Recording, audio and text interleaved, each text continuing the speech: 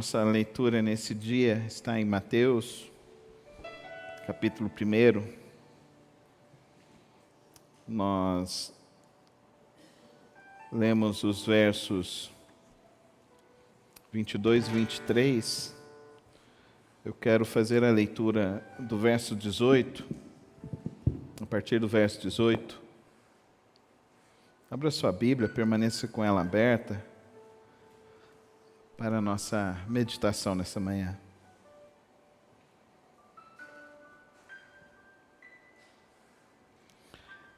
Eu quero falar sobre lute pela sua família. Foi assim o nascimento de Jesus Cristo.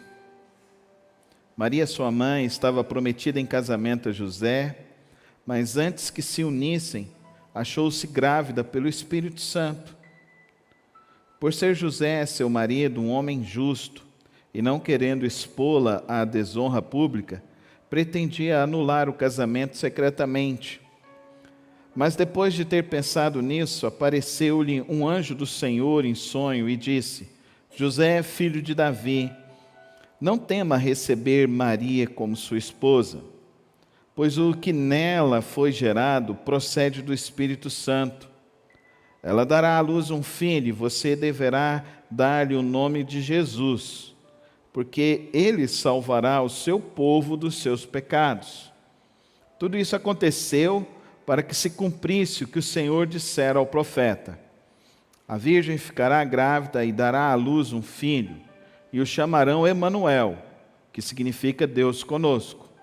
Ao acordar, José fez o que o anjo do Senhor lhe tinha ordenado e recebeu Maria como sua esposa, mas não teve relações com ela enquanto ela não deu à luz ao filho, e lhe pôs o nome de Jesus.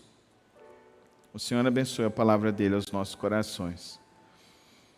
Nós vivemos uma imensa batalha contra a destruição da família. Nós somos bombardeados com diversas artimanhas malignas que tentam destruir a família, que tentam destruir nossos lares.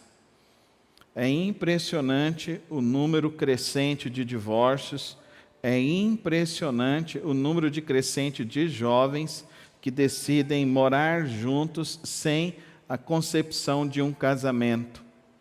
Isso tem invadido as igrejas, infelizmente. Infelizmente, isso tem cercado, atingido diversos corações.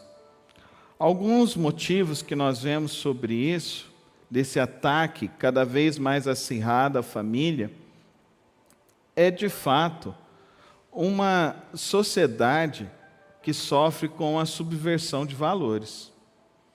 Então, hoje, o conceito de felicidade, o conceito de bem-estar, é um conceito que se exclui família, se exclui comprometimento com o próximo.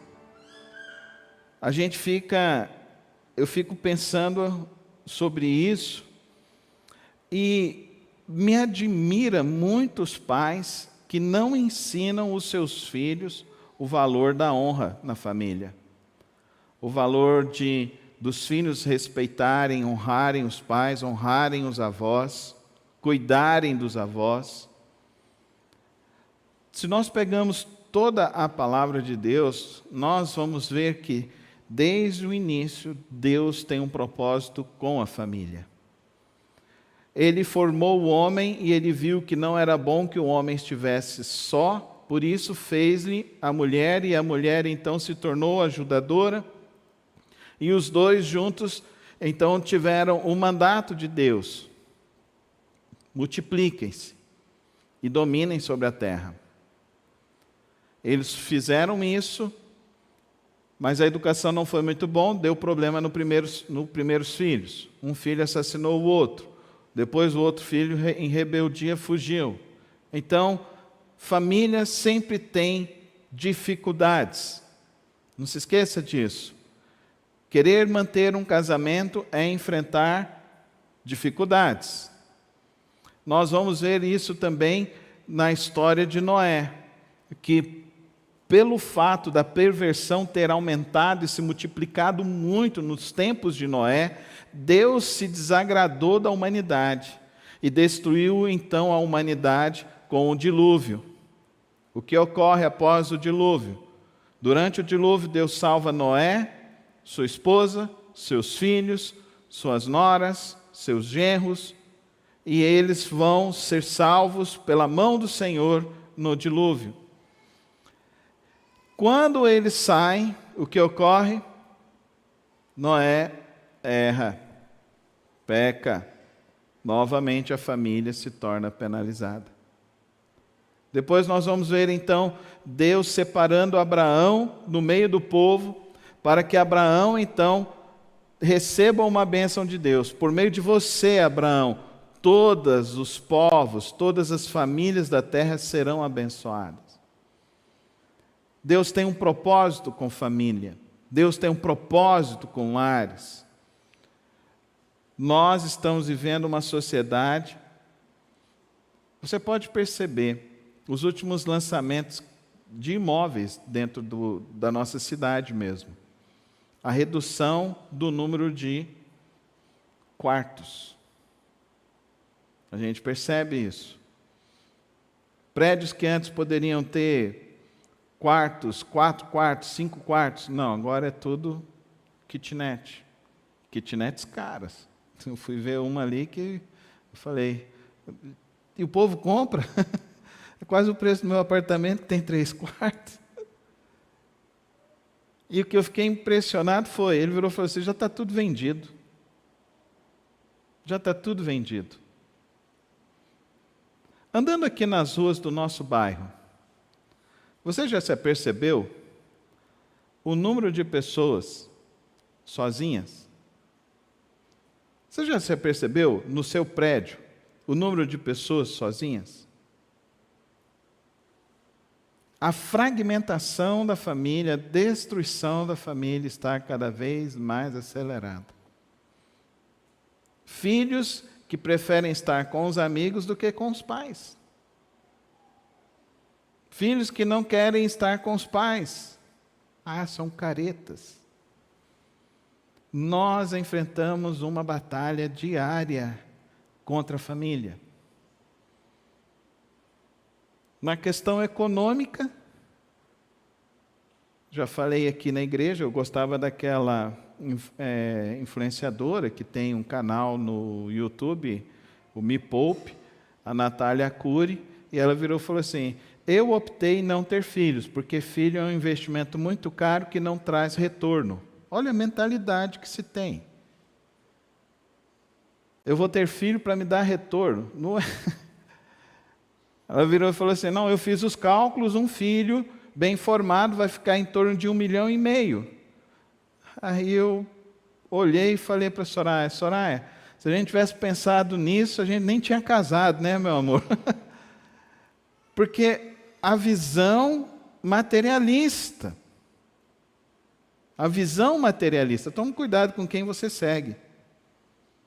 A gente tem que tomar cuidado com quem a gente segue. Porque às vezes a gente está ouvindo, são até instruções positivas, mas são instruções que estão querendo minar valores, destruir valores. Então nós voltamos lá em Noé. Noé, se não tivesse os seus filhos, e se seus filhos não estivessem com ele, provavelmente ele não teria construído a arca. Dá para você entender? Os filhos cooperaram junto com o projeto do pai, porque era um projeto da família, porque era um projeto de Deus. Abraão vai ter um filho na idade avançada, mas ele teve a promessa. E olha que interessante, um casamento que não teve filhos, mas que teve filhos na idade avançada, mas um casamento que perdurou porque tinha propósito. Eles venceram a própria luta, a própria dificuldade. Imagina, as mulheres, seu marido chega e fala: olha, Deus falou comigo que a gente tem que sair daqui de perto dos nossos familiares, e nós vamos para um outro lugar. Aí você vai falar isso para os seus familiares. Aí eles vão falar: não, ele está doido, você não vai com ele. A gente tem que se colocar dentro da história bíblica para entender o preço que foi pago. Mas isso foi por fidelidade. E Sara foi por obediência. Nós vamos ver isso lá em 1 de Pedro, capítulo 3, que fala que Sara, na sua sabedoria, chamava Abraão de meu senhor, porque entendia que Abraão ouvia a Deus, buscava a Deus. Mas nós não vamos ter apenas ali, nós vamos ter também Isaac, que trabalha para ter sua esposa, é passado a perna pelo sogro, trabalha depois para ter esposa, depois vem os filhos, daí vem os gêmeos, Jacó tem a sua experiência, tem os 12, e aí começa então a expansão do povo de Deus. Família. Por que eu estou falando de família? Por que eu estou falando lá do Antigo? Porque é que a gente chega num conflito existencial de José. Ué, mas espera aí, ela está prometida, mas ela está grávida. José, então, ele tem alguns valores que ele aprende à luz da palavra, que ele aprende à luz de seus familiares. E José, então, ele olha, vê a situação de Maria, e ele, então, cumpre com uma responsabilidade dada por Deus. E aqui é o primeiro princípio que eu queria que você guardasse na sua vida. Casamento é um ordenamento de Deus. Ah, mas eu me apaixonei, eu fiz a minha escolha, tal. Será que é a minha alma gêmea? Olha que coisa que eu tenho ouvido gente falar, crente falando de alma gêmea. Isso é espiritismo, gente. Se é alma gêmea é porque existiu uma alma que foi então separada. Não, Deus fez tudo perfeito. Você é perfeito, eu sou perfeito. Sim ou não? Somos perfeitos. Ele te fez inteiro. Você também não é tampa de panela de ninguém. Você não é meia laranja de ninguém. Você é uma mulher com uma missão e você é um homem com uma missão. E a nossa missão precisa ser fazer a vontade de Deus. Amém, irmãos? Então fala comigo. A minha missão é fazer a vontade de Deus. Custe o que custar. Custe o que custar. José, então, ele tem essa missão, ele tem esse valor. Eu vou fazer a vontade de Deus. Empenhou a palavra. Maria, então, ela está grávida. Então, Deus vai falar com José. Eu acho isso interessante. Isso mostra para mim algumas realidades. José era um homem que buscava a Deus. Deus fala com quem o busca. Você tem buscado a Deus? Se você não busca a Deus, Deus não vai falar com você. Mas se você está aqui nesta manhã, você está buscando a Deus. Então Deus quer falar com você. E se Deus quer falar com você, ouça o que Deus tem para te dizer. José já tinha tudo arquitetado, vou devolver ela para o pai. Mas aí Deus fala ao contrário. Você está disposto a ouvir o que Deus tem para te dizer? Pode ser o contrário do que você está imaginando. Mas o que é importante para mim e para você é obedecer a Deus. O que é importante, o que foi importante para Abraão foi obedecer a Deus. O que foi importante para Jacó foi obedecer a Deus. O que foi importante para Noé foi obedecer a Deus. O que foi importante para José foi que ele obedeceu a Deus. E então o anjo fala para ele, olha, o que está acontecendo tem a ver com o plano de Deus. Até a dificuldade, porque é uma batalha, não é não? Pensa comigo, querido irmão. Sua noiva está tomando forma, está todo mundo falando, os colegas estão dizendo, Os amigos estão dizendo, ela está grávida. Aí tem dois problemas. Tá, obrigado.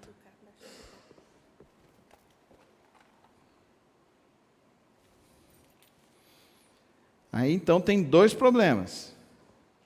Porque tem um problema na Maria, mas também tem um problema de José. Porque se Maria era prometida para José, José pagou o dote. Então era prejuízo. E se ele pagou o dote, ele vai honrar. Ele vai fazer aquilo que Deus está dizendo para ele. Olha, o que está acontecendo com você é um projeto maior. Você está passando alguma luta, querido irmão? Está passando alguma dificuldade? Eu quero te dizer, isso faz parte de um projeto maior de Deus. Mesmo que você não entenda isso, Deus está te dizendo nessa manhã, faz parte de um projeto maior, eu tenho um projeto maior na tua vida. Então não tema, tenha coragem, seja corajoso, porque José foi corajoso. O que ele fez então? No outro dia ele acorda, o que ele faz? Faz tudo o que o anjo mandou ele fazer. Então obedecer a Deus requer coragem. Eu e você precisamos ter coragem. Coragem para obedecer a Deus. Coragem para fazer a vontade de Deus, mas principalmente, irmãos, nós estamos enfrentando uma luta muito grande, problemas muito grandes, que pessoas que estão querendo achar que podem dominar a vontade de Deus e não querem se submeter à vontade de Deus. Um tempo atrás chegou chegou um irmão, falou assim, pastor, vou largar da minha esposa. Porque o senhor não sabe como é que ela é, como é que é e tal. Eu virei e falei assim, irmão, eu sei. Eu tenho a minha. Não é diferente. A minha esposa é igual à sua. Porque ela quer o meu bem, ela vai me cobrar. Ela quer ver as coisas acontecendo direitinho dentro da família, ela vai dizer. Ela quer ser amparada, ela vai dizer. Você não casou com robô, irmão. Então honre a tua esposa. Nessa manhã, nós estamos vendo aqui que José honrou Maria. Você quer ter filhos que honrem? Honre a sua esposa. Honre o seu marido. Honre. Um segredo espiritual para a família. Nunca fale mal do seu cônjuge aos seus filhos. Nunca. Filho é filho. Até que ele cresça e esteja cuidando de você, ele continuará sendo seu filho. E se você é o pai, é a mãe, então você tem autoridade espiritual sobre ele. Então a sua responsabilidade é cuidar e zelar da vida do seu filho todos os dias e cumprir a vontade de Deus todos os dias com o seu filho e cumprir a sua responsabilidade como filho, honrando o seu pai e sua mãe. Olha que projeto magnífico de Deus. Fez a primeira família se sustentava, ensinava os filhos a se sustentarem. Quando os pais envelhecerem, eles iriam cuidar dos pais. E assim a humanidade vai se propagando, e assim a humanidade vai se subsistindo, e assim a humanidade vai crescendo. O que o feminismo vem querer dizer agora? Não, a mulher tem que ser independente. Que negócio é esse de ser independente? Ninguém é independente.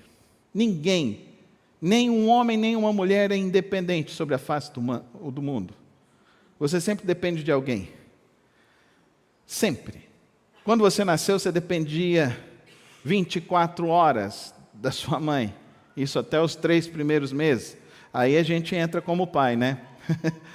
Nesse período a gente só entra assim para lavar, né? Trocar a fralda, alguma coisinha assim. Mas se a gente troca a fralda, o nenê só para de chorar quando a mãe pega. Já perceberam isso, né?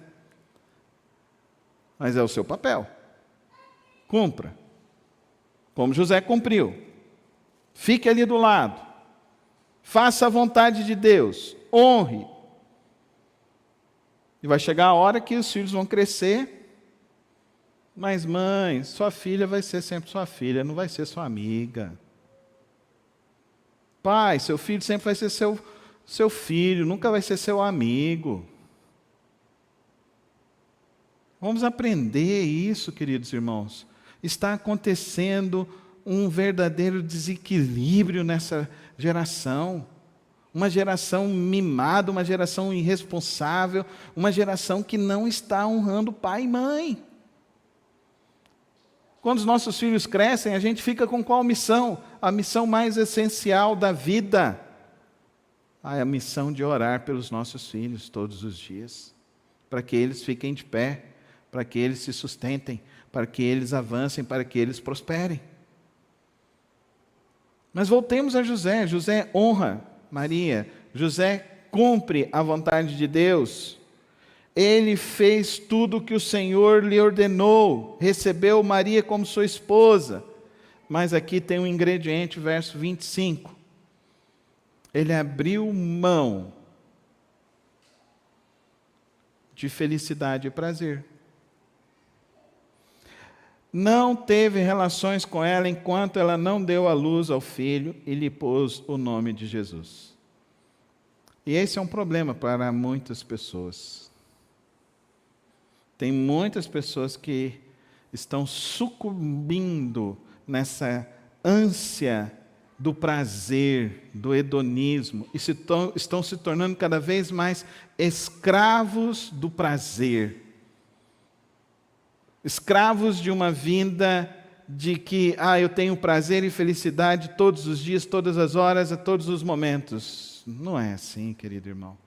Olha, se você quer viver por propósitos de Deus, você precisa aprender a entender que o plano de Deus é melhor do que as coisas circunstanciais desse tempo. Que a vontade de Deus ela é boa, perfeita e agradável, e que Deus ele sempre tem uma recompensa maior para a sua vida, quando você o busca de todo o coração e você cumpre a sua responsabilidade de todo o coração. Olha o grande privilégio que José teve de receber como filho o Salvador do mundo. Olha que privilégio ele teve. Nós não vamos ver depois muitas narrativas sobre José. José vai aparecer lá quando Jesus tem por volta de 12 anos, mas já no final do ministério, no ministério de Jesus, por volta dos 30 anos, até a sua crucificação e a sua ressurreição, a Bíblia se omite em dizer sobre José.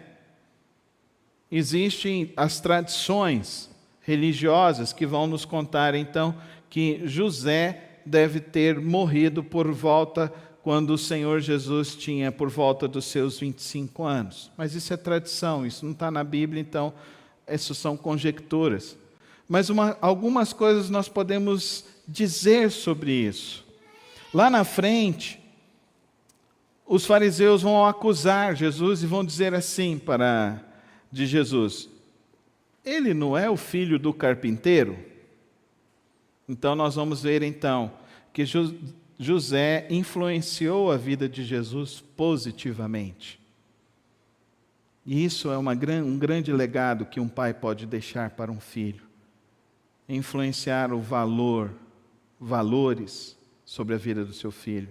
E Jesus, então, é reconhecido assim.